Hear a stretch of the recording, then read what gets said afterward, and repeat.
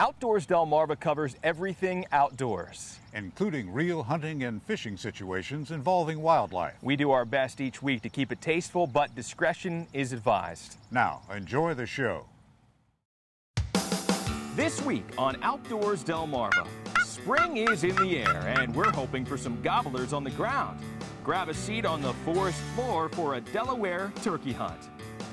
Then Mother Earth heads to the head of the class as these young students learn a valuable lesson in protecting the environment.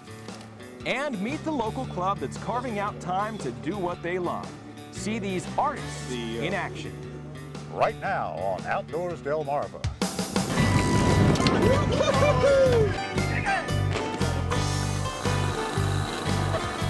Take 'em. Thanks for watching Outdoors Delmarva. I'm Mike Parker. Well, we're a few weeks right now into the Delaware spring turkey season, and if you've been watching the past few episodes, we've shown you some successful youth hunters, talked to some turkey biologists, and that's been great. But I thought it would be high time that we got out there and showed you some real hunting in the field. So I'm here outside of Georgetown this morning with two guys who know how to call them in and take them down. Take a look. To venture onto Everett Moore's property in Sussex County is to enter an environment designed for a cool spring morning like this. Stand that way further, Roger. With the sun still on the rise, our timing is just right as we walk down a row of power lines leading to a wooded section side by side with a number of well-planned food plots between each set of poles. And the turkeys have a tendency to roost here on the left of us, and we just heard at least 2 birds gobbling. And we're trying to get up to them, get closer to them, try to locate them better. Now, for years, Everett is the one who's been doing the hunting, while his longtime friend Roger Baker has been doing the calling. And he's one of the best around, even branding his own Devastator game calls from years of his own success. But this time, Roger will act as the trigger man, while Everett assists nearby with chirps from a wooden call. And there is no time to waste. Now, before you think we're jumping too far ahead, let me remind you about a turkey hunting fact. Even if you know where these big birds are roosting, it can sometimes take days to finally track one down to just the right place at just the right time. Or you can have a morning like this. Sitting for just 10 minutes, we've spotted a mature gobbler on the ground, and he's on the march, right towards us. The fact is, this fast arrival has taken me a little off guard. I've barely got time to get set, but we have managed to fit Roger with the Outdoors Delmarva head cam for an awesome point of view perspective. And as our calling continues, there's just a few trees separating ourselves from this bearded bird. Now, from my point of view, as the turkey comes into view on the other side of this tree, he has the chance to make just one final gobble before Roger gets set and takes his best shot.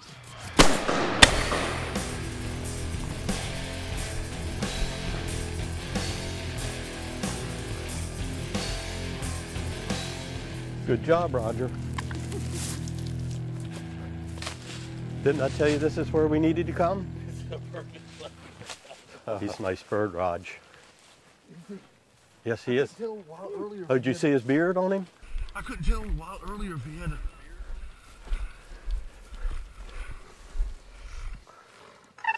Yep. What kind of spurs does he have? What time is it? Probably 6:15.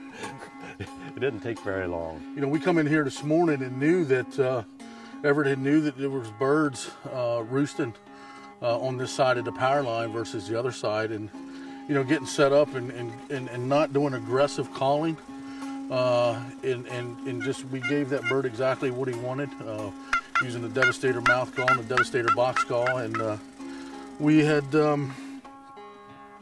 we kind of knew it was going to be a pretty good morning. We knew we were going to get some footage, and it worked out pretty well. My bicep is shot on the left side. It's the result of a well-executed plan on a property designed to hold quality wildlife and produce quality hunts. Mix in a little luck, trust, and a morning with friends, and this brief encounter, lasting just a few minutes, will no doubt live on as a lifetime of memories. Get outdoors, Delmarva. Well, for someone who's been turkey hunting for a few years now, I can tell you that not every hunt is going to go that smoothly or happen that quickly. But I'm glad it did. I want to say congratulations to Roger again for harvesting that beautiful bird. And thanks to Everett for having us here on the property. We'll be right back. Still ahead on Outdoors Delmarva, we'll visit a local elementary school where Mother Earth goes to the head of the class. But first, did you know there are a number of ways to estimate the age of a wild turkey? How can a bird's spurs help shed light on how old it is? The answer when we come back. Outdoors Delmarva is sponsored by Shorts Marine and Goodies Marine.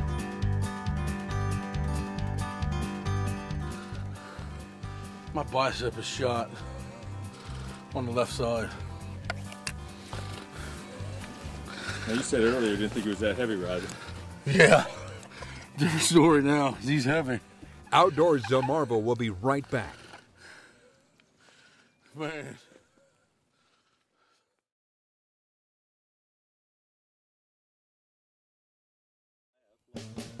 Did you know? How can a wild turkey's spurs help determine how old it is? Well, here's the answer right from the experts. Well, we have to guesstimate the age. The only true way to tell the age of a turkey is off of a spur, but if you cut it in half, just like you would a tree, you can count the rings.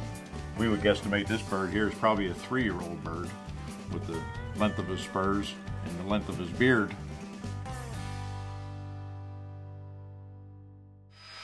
Thanks for watching Outdoors Delmarva. I'm Captain Willie Dykes.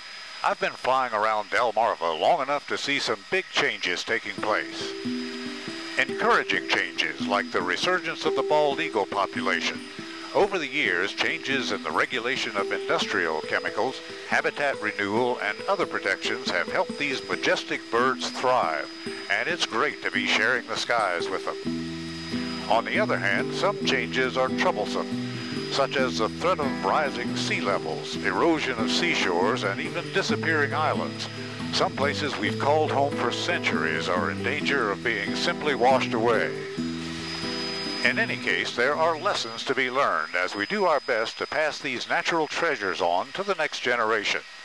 Now let's send it down to Mike, who's taking a look at some of those lessons in action. Well, it's field trip time, and this time around, our travels bring us to Greensboro, Caroline County. Greensboro Elementary School, in fact, where, not a day goes by where the students don't learn something very important. But recently, the lesson was taught by Mother Earth. As the saying goes, it's the little things that count. It's more fun doing this when it rains. Yeah. And to celebrate Earth Day, the students at Greensboro Elementary School are doing a lot of little things with very big intentions. We're digging up weeds, helping the earth. Some of the balls came out, so we dug a hole and we put them back in and we planted them. From the outside looking in, Earth Day has quite a history at this school. A mural inside depicts activities of the past, as rooms full of students represent a bright future, learning and trying new things, even meeting new friends. Can I kiss him? Yeah, sure. Here you go, buddy. I've seen oysters, crabs, and all these dead things.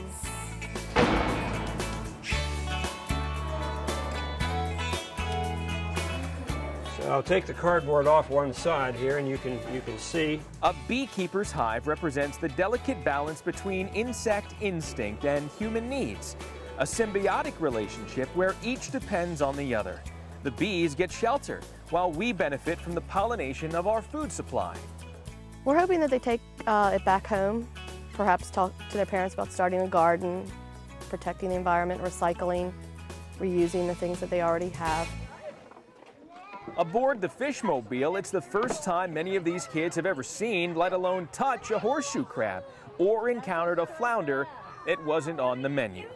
Even a group of former Greensboro Elementary students returned to their alma mater as part of a project at Chesapeake College. And since this is all natural parts of the environment, it's biodegradable, so it should be able to decompose. That could be used as a little habitat for little critters around here, insects, worms.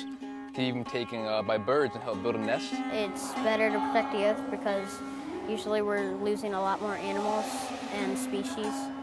And when we lose a species, a lot more animals die. Students or teachers, each stewards of Mother Nature, tasked with the little things that will preserve what's left, making a big impact on restoring what's been lost. You want to see? Everybody get to see the turtles? So it's not your typical day in class, but then again, protecting the environment isn't your typical lesson. It is, however, one of the most important ones these students will ever learn. We'll be right back. Still ahead on Outdoors Delmarva, get carving. Meet this group of artists whose club is just getting off the ground. And we'll check in with the Delmarva duck boss, see how his wood duck boxes are taking. Don't go anywhere. Outdoors Delmarva will be right back. Come here, my boy.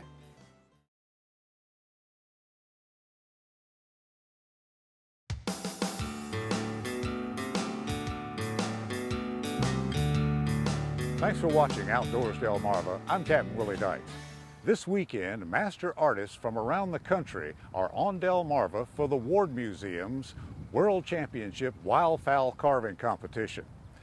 Next week, you'll see some of the action from Ocean City.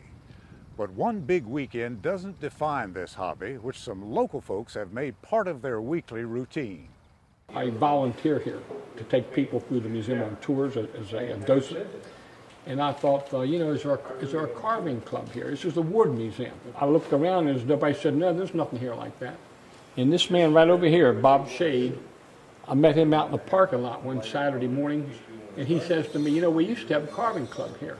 I wish there was one now. I said, if I can get one going, would you want to get back in on it? So then I came back here to Wycomico County and walked into the Ward Museum, and I said, could you please direct me to the wood carving club?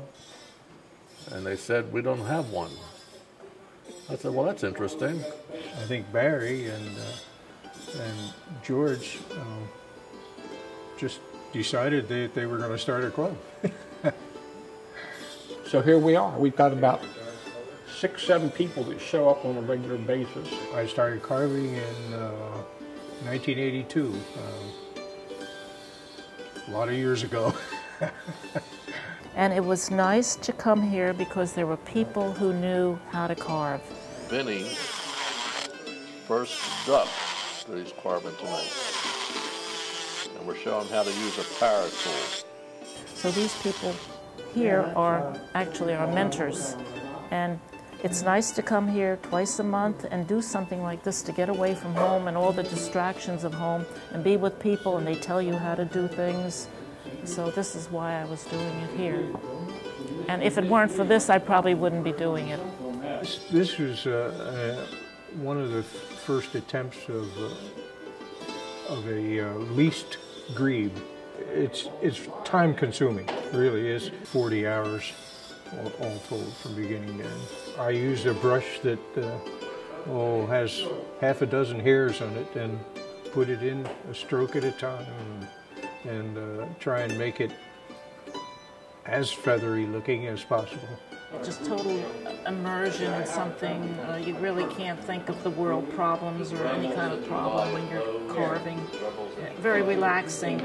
It's fun to do. It's interesting to do. When you start something like this, everything else is out of your mind. You're just working on your carving. It's very, very satisfying. Get outdoors, Delmarva. And now, it's time to visit with an old friend. Here's this week's Scorchy's Corner Classic. Her name is Christy McCoy, and you might have suspected it wasn't going to be her day as soon as she stepped off the bus. But fishing was the order of the day, and Christy needed someone to show her how to cast. Christy now assured me she could do it herself.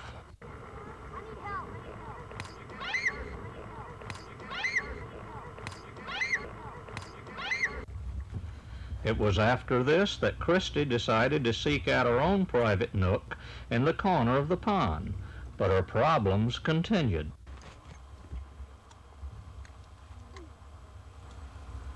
It was at this point I decided that Christy needed consoling. Christy, are you disgusted? No.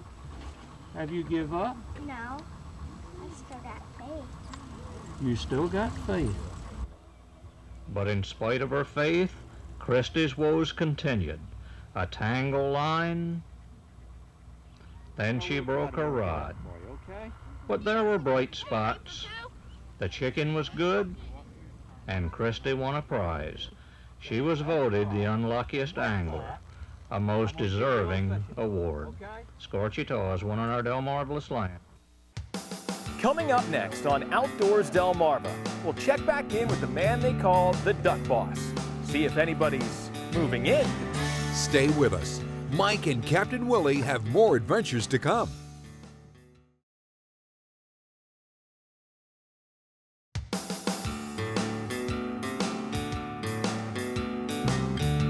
Well, it's hard to believe it's already been about 2 months or so since we introduced you to a fellow by the name of Carl Hammond, or as you might remember him from our last story, the Duck Boss.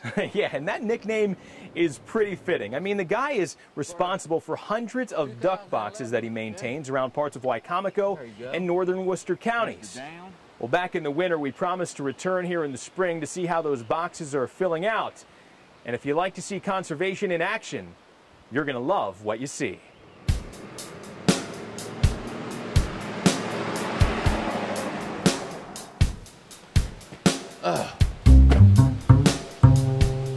Nice morning. Yeah, a little breezy, not too bad.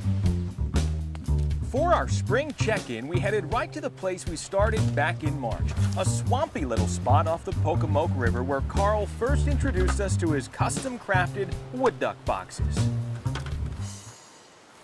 Well, we're right in the peak of the wood duck nesting season right now, and we wanted to get an idea of what kind of year they're having, and so far it looks good to above average. Now, he told me that with proper construction and maintenance, he could practically mass produce these beautiful birds.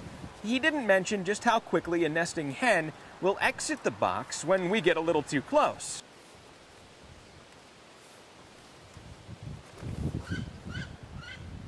Now, there's no harm in disrupting a hen for just a few minutes. A thick layer of down will keep these eggs warm, more than long enough for us to grab a sneak peek inside and take an unofficial census of occupied boxes and incubating eggs. 1, 2, 3, 4, 5, 6, 7, 8, 9, 10, 11, 12, 13, 14, 15 eggs. And so far, Carl's promise of results is as good as gold. See the eggs? She's already got, 2, 5, there's already 7 in there. So she's still in the laying process. It's still early in the nesting season. Any nesting duck and its eggs, whether in a tree or in a box, is susceptible to predators.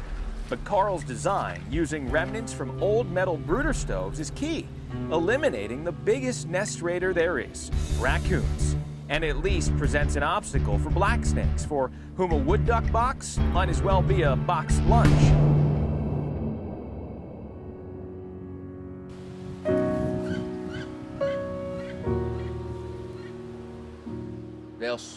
They sit on the eggs once they start for about 28 days. And these boxes that, it protects them from the predators, from the weather, and generally works really good. As a conservationist, results like this are a point of pride. As a hunter, Carl knows he's preserving his sport. And while most people would have trouble keeping count of this many boxes, well, the Duck Boss only counts his success. When you know that you're putting back 50 times more than you're taking, that's a heck of a feeling. So what's next? Well, Carl says that the wood duck nesting season lasts until about Memorial Day or so. So between now and then, keep your eyes out on local waterways. You just might see one of Carl's wood duck hens with the trail of little duckies right behind her. Stay with us. Your viewer photos are still to come. Outdoors Delmarva viewer pictures are sponsored by North Bay Marina.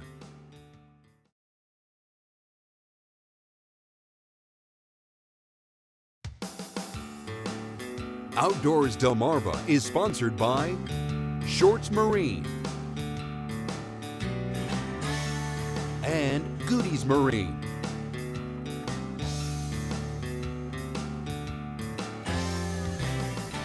It's time now to take a look at some of the pictures and videos sent in by our own Outdoors Delmarva viewers.